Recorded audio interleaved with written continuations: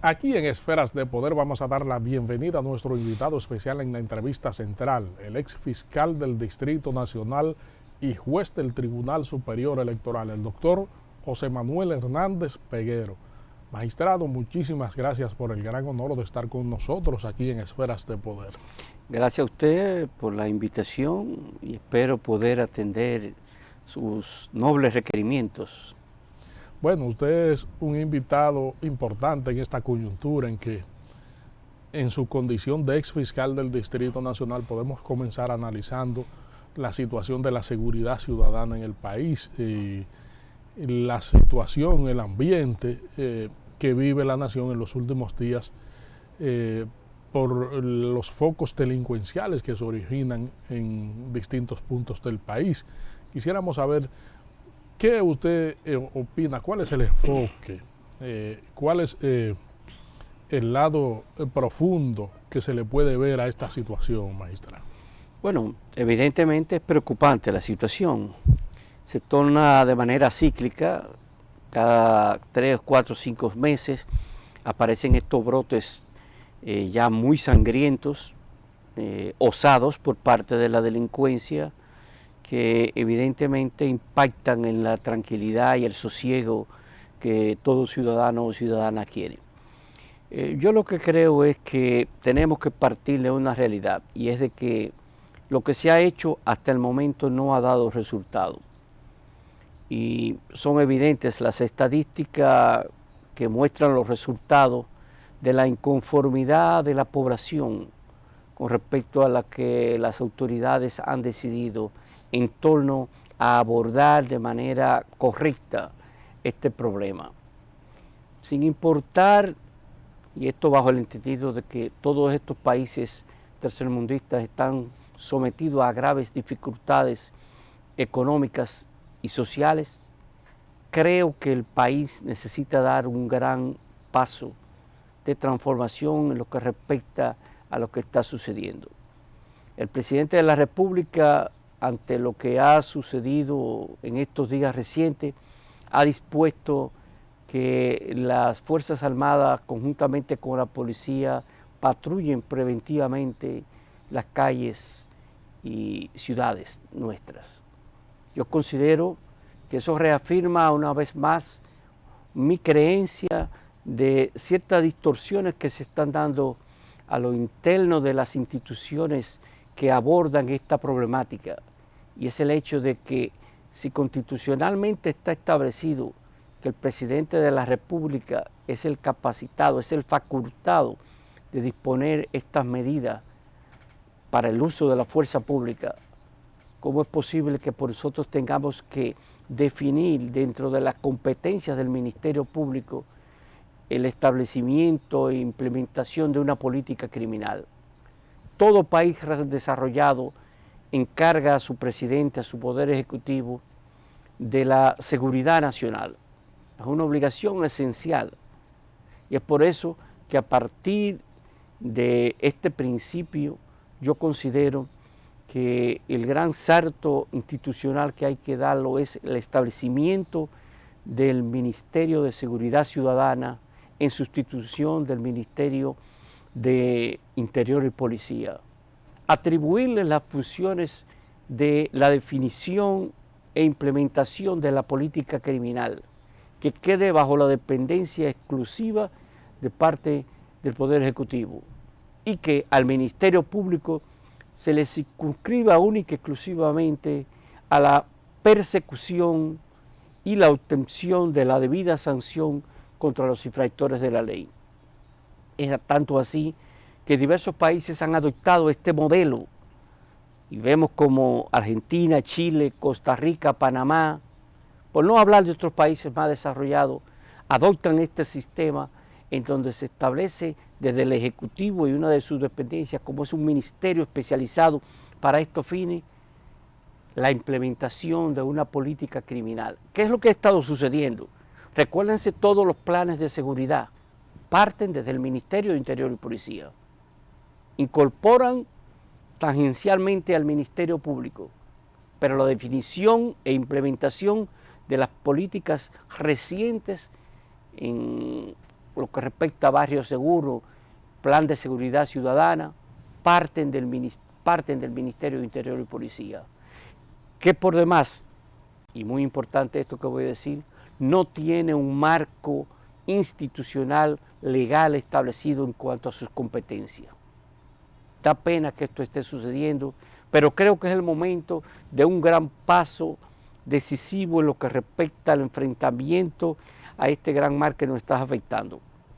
Entonces, a partir de la creación de ese Ministerio de Seguridad Ciudadana, el Ministerio Público no tendría las facultades de fijar los criterios de la política criminal del Estado. Es que el Ministerio Público, como un órgano de justicia, solamente debe estar circunscrito única y exclusivamente a perseguir a los infractores, acusar y lograr para esto la sanción contra ellos. Evidentemente, y no dejo de reconocer, de que para esto se necesita una policía técnica especializada que recoja las evidencias y que junto a las directrices que le dicte el Ministerio Público, en este caso los fiscales, puedan investigar con certeza y con objetividad los hechos delictivos, que es un punto débil que tenemos en el país a partir de la adopción del sistema acusatorio en el 2004 con la implementación del Código Procesal Penal. Todos los países que tienen este sistema acusatorio, en donde el Ministerio Público lleva la acusación ante los jueces y es el responsable de las evidencias que se presentan ante los jueces, debe tener una policía especializada. No puede ser un agente policial que no tenga ningún tipo de preparación, como ha estado sucediendo. Y ahí caemos en un gran problema también que está afectando la seguridad ciudadana. Todo el mundo en este país quiere investigar. Me refiero a todas las instituciones. Usted ve a Aduana investigando, usted ve al DNI investigando, usted ve a la Marina investigando, usted ve al Ministerio de Hacienda persiguiendo. Pero ¿cómo es posible que el Ministerio Público haya permitido el desplazamiento de su función esencial? Y esto mueve a sospecha. Y mueve a sospecha, lo digo con toda franqueza y responsabilidad y por conocimiento de causa, de que es una labor muy lucrativa el investigar acá en República Dominicana, cuando no existen los controles, las supervisiones correctas por parte de la autoridad que está encargada de ese propósito y ese fin.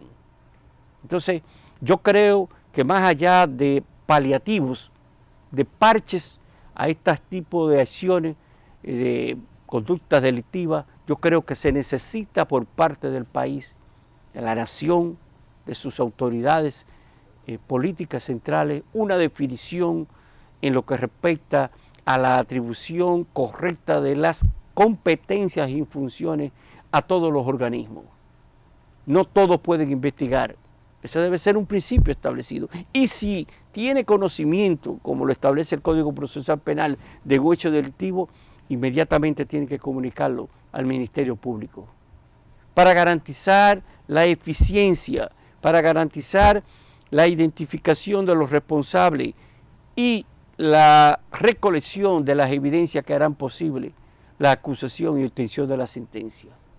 A propósito de esta situación de la delincuencia, la seguridad ciudadana, ha aflorado acerca de quién es el responsable de situaciones que se dan a veces con individuos que supuestamente reinciden en sus acciones y que recobran su libertad. Hay una responsabilidad que se le ha atribuido al Poder Judicial. Sin embargo, el Poder Judicial dice que ellos examinan los expedientes instrumentados y deciden en base a las pruebas y evidencias que se le aportan. ¿Cuál es su enfoque jurídico en ese aspecto? Las noticias que recogen los periódicos día a día, en donde se establece que un jefe de la policía anunciando que ha sometido a qué sé yo cuántas personas, evidencia ante todo la irregularidad de lo que ha estado sucediendo. Evidencian ante todo que la política en lo que respecta a la persecución de acuerdo al sistema acusatorio establecido por el nuevo Código Procesal Penal hace 11 años no está siendo llevada como ha sido definida en ese ordenamiento legal. La policía tiene un papel accesorio a las directrices que le dicta el Ministerio Público. Y eso no quiere ser aceptado por la policía y por algunos políticos que influyen en la definición de lo que debería ser una política criminal efectiva. Y es por eso que llamamos la atención en el sentido de que no basta tan solo la disposición legal, que se necesita la disposición política que de una vez y por todas establezca como existe en todos los países organizados, que el que auxilia al Ministerio Público tiene que estar bajo su independencia, sin rango, sin subordinación policial, porque todo eso hace posible que la investigación, que la recolección de las evidencias no se hagan con la efectividad y con la profesionalidad que se requiere. Aquí creamos policía para el metro, policía para los bancos, policía para las escuelas, policía para cuantas cosas se inventan, pero no se atreven entonces a deslindar esa función tan esencial que es la investigativa, auxiliar del Ministerio Público, bajo la dependencia de esta institución, y se persiste en todavía en que los jefes departamentales de la investigación son los que designan a sus subalternos para la investigación sin ningún tipo de criterio profesional. ¿Hasta cuándo entonces esto seguirá sucediendo? Es evidente entonces que el país necesita un gran cambio. No podemos permitir seguir bajo este tipo de andamiaje, estructura orgánica infuncionales, distorsionadora de lo que son los propósitos de este sistema acusatorio.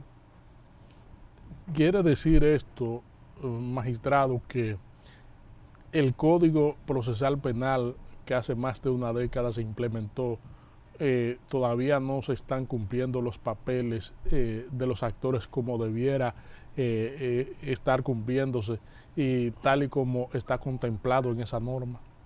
Usted ha dicho una gran verdad. El rol del Ministerio Público ha estado afectado en cuanto a su credibilidad por no tener una policía auxiliar que pueda ayudarle a que sus casos, sus acusaciones puedan resultar con condenas. Es ahí en donde nosotros recordamos, ¿verdad?, las tantas intervenciones que desde nuestra Fiscalía hicimos en tal sentido, que llegamos tanto a pensar que el edificio que logramos su construcción al lado del Palacio de Justicia de Ciudad Nueva, en donde iban a estar policías con fiscales, iba a ser una realidad. Pero eso no fue posible. Entonces volvemos a criticar, reiteramos nuestra objeción a que la investigación quede en manos de un órgano independiente del Ministerio Público, del cual no tiene su supervisión. Eso no es posible. Lo que ha estado sucediendo con respecto a imputados acusados de crímenes atroces, que no logra el Ministerio Público el testimonio de los agentes policiales que actuaron y que ha sido necesario en muchos casos hasta condenas por ese tipo de conducta, o que las evidencias son contaminadas con propósitos malsanos y malvados de lograr y evitar una condena, eso tiene que terminar. No es posible que un Ministerio Público pueda seguir atado a las travesuras, a las conductas, yo diría, malévolas de agentes que, entre comillas, pretenden adueñarse de la investigación y contaminarla para evitar entonces que el delincuente pueda pagar por lo mal hecho. Vamos a solicitar su anuencia para hacer una pausa aquí en Esferas de Poder y en breve regresamos con esta interesantísima comparecencia con el ex fiscal del Distrito Nacional y juez del Tribunal Superior Electoral, el doctor José Manuel Hernández Peguero. Estamos conversando aquí en Esferas de Poder con el ex fiscal del Distrito Nacional y juez del Tribunal Superior Electoral, el doctor José Manuel Hernández Peguero. Magistrado, hay un debate acerca de un proyecto de ley de control de armas que cursa en el Congreso Nacional. Se cuestiona parte de su contenido porque entiende que va a facilitar una proliferación de armas de guerra en manos de civiles. Y hay otras figuras jurídicas que han sido objeto de cuestionamientos. Han respondido a ese proyecto de ley tanto el Procurador General de la República y se ha pronunciado la vicepresidenta de la República y otros sectores de la vida nacional que entienden que debe encauzarse ese proyecto. Quisiéramos saber cuál es su opinión acerca de los debates que se han originado en torno a esta iniciativa legislativa. Antes de entrar al contenido en sí del proyecto de ley de armas de fuego, yo quiero destacar para que se pueda comprender el problema de la seguridad ciudadana y el funcionamiento a nivel institucional de las diferentes esferas del poder político, de que este proyecto hace 10 años está cursando en el Congreso. Eso muestra una vez más lo que he dicho sobre la desconexión que hay por parte de la identificación de propósitos firmes y claros por parte de la autoridad política en lo que respecta a la definición de lo que debe ser la política criminal. No se justifica que después de haber sido aprobado creo que en 5 ocasiones por la Cámara de Diputados en estos 10 años, sea el momento ahora en que el Ministerio Público eleve su voz de alerta o queja con respecto a alguna disposición. Lo que esto demuestra ante todo es la incapacidad política para poder definir una política criminal adecuada. Así como existe con este proyecto de ley, existe con diversos proyectos e iniciativas legislativas que están durmiendo allí y que no tienen una posibilidad, dado los intereses oscuros que se esconden en este tipo de situaciones. Es evidente de que una política criminal requiera de la definición de un ordenamiento jurídico, un ordenamiento legal que sustente las actuaciones de los funcionarios, de los diferentes actores del proceso, pero también de la ciudadanía. Yo estoy totalmente de acuerdo en que el porte, el comercio, la tenencia del arma de fuego sea regulada. Pero de lo que estoy sí muy de acuerdo tajantemente en eso, es que los civiles no podemos tener arma de fuego, de ningún tipo. ¿Cuál es la necesidad si la autoridad es la llamada a protegernos, a que el civil tenga que proveerse de un arma de fuego? Muchos podrán decir, pero entonces le estaremos dando el arma de fuego al delincuente.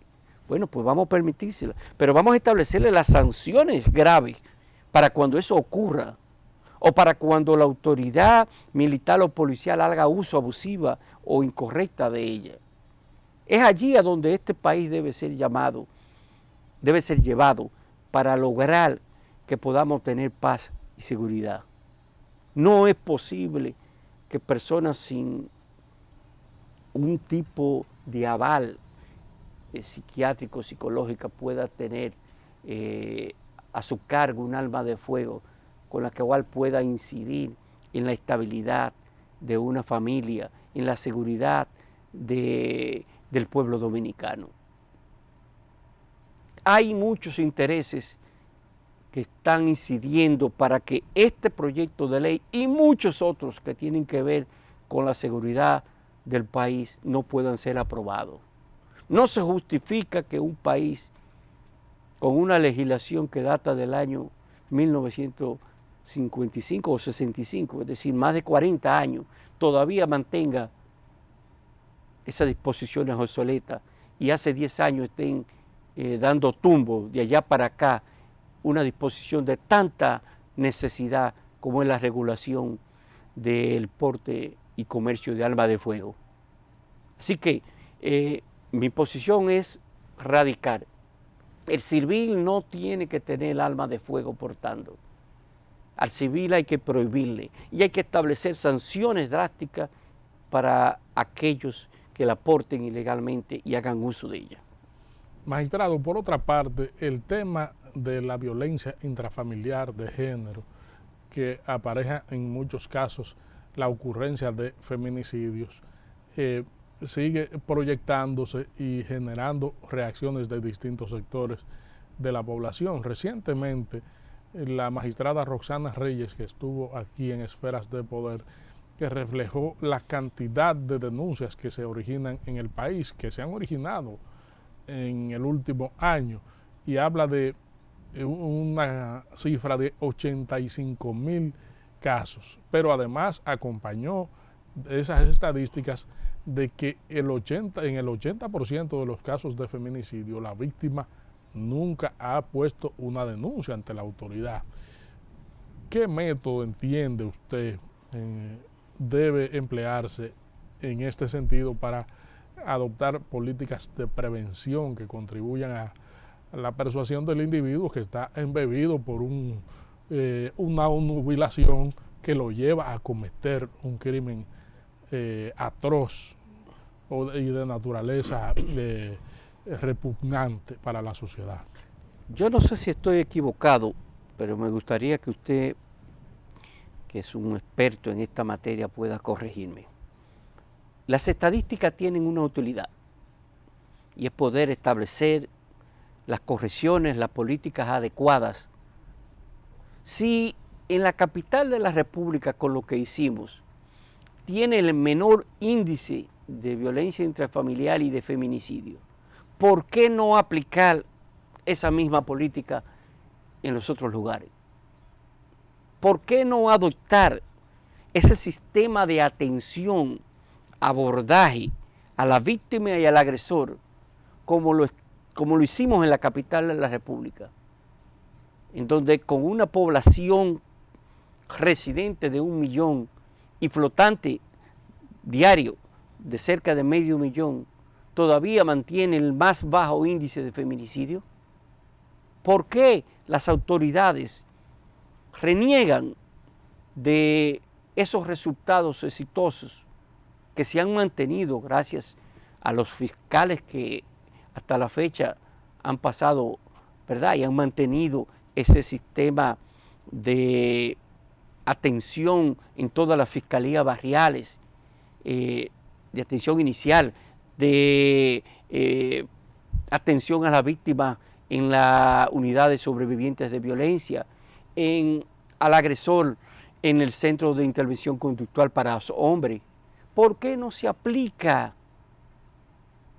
Entonces, lo que creo es que las experiencias exitosas que en este país tenemos, que son destacadas en el exterior, autoridades actuales y recién pasadas la echan al olvido.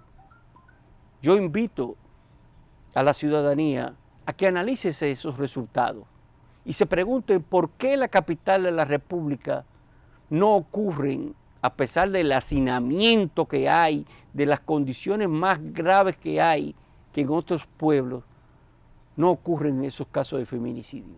Se debe a una política de atención, de cercanía, de acceso a las víctimas de violencia intrafamiliar y de género, que hacen posible que el ciudadano o la ciudadana ofendido o víctima pueda acercarse a una autoridad con una visión competente, y entonces eso da lugar a confianza y da lugar a efectividad en cuanto a la atención.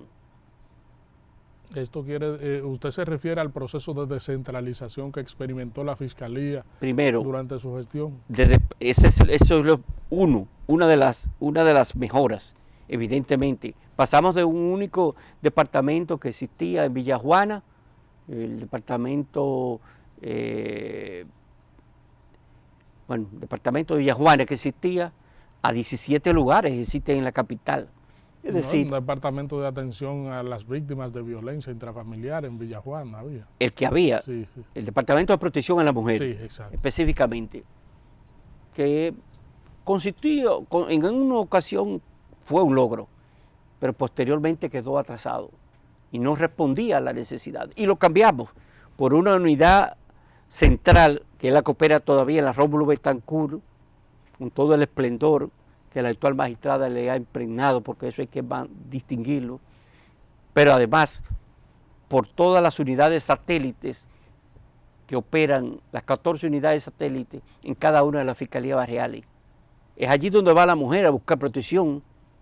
Evidentemente, nosotros no queremos decir que todo está hecho por esos logros. Yo creo muy bien que aquí faltan disposiciones e implementación de políticas más efectivas. Yo sometí a través del senador del Distrito Nacional, Reinaldo Pared Pérez, que fue aprobado en el Senado, un proyecto de ley para eficientizar la orden de protección. Eso no ha sido posible que sea aprobado. Yo entiendo que en vez de ir a un juez especializado como es el juez de la instrucción, la víctima sin necesidad del Ministerio Público pueda requerir la orden de protección ante un juez de paz, que es el juez más cercano. Porque es que el caso que tenemos que en Villamella, en Boca Chica, la víctima tiene que trasladarse al único Palacio de Justicia que tenemos en la provincia de Santo Domingo, la Charles de Gaulle.